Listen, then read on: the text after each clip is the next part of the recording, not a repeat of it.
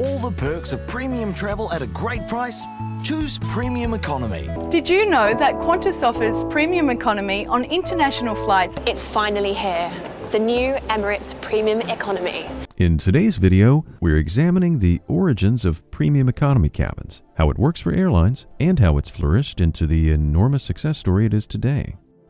In the late 1970s, Australian carrier Qantas introduced an intermediate class of service between coach and first. The enhanced offering was aimed at long-haul flyers who desired more comfort on board, but whose budgets would not stretch to the full first-class airfare. The new cabin concept was termed business class, and other airlines soon followed.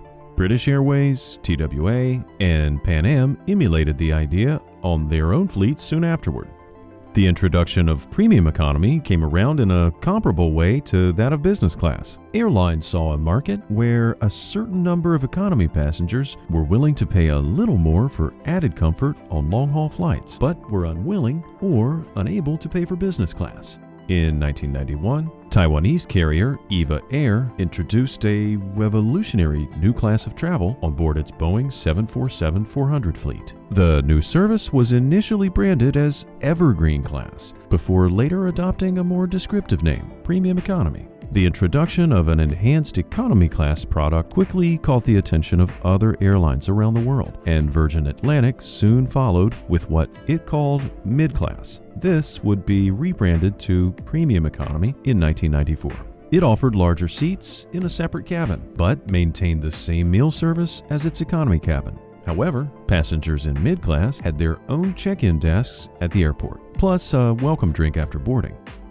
Many full-service airlines around the world have since joined the premium economy bandwagon. Increased baggage allowance, higher earning rates for frequent flyer points, and earlier boarding are just some of the perks that have been rolled into premium economy tickets. Perhaps the latest big airline to jump on has been Emirates, which only introduced a premium economy cabin a few years ago.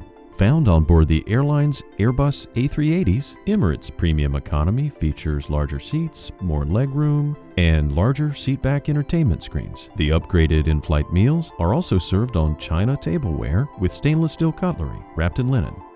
So why is Premium Economy a success? Well, simply, it makes airlines more money. Premium economy passengers are unlikely to spend more for business class. So, if premium economy didn't exist, they'd settle for economy. This intermediate cabin gives customers an opportunity to spend money when they otherwise would have kept it in their wallets. So what's the future of premium economy? Well, with advancing technology and cabin design, there are likely to be further improvements in premium economy products offered by airlines. We could see improvements in seating design, in-flight connectivity, including free Wi-Fi, and even additional amenities such as onboard lounge space and help-yourself snack bars. Yes, there's still lots of room for improvement in this part of the airplane. So what about you? Have you ever flown premium economy? Share your experiences by leaving a comment.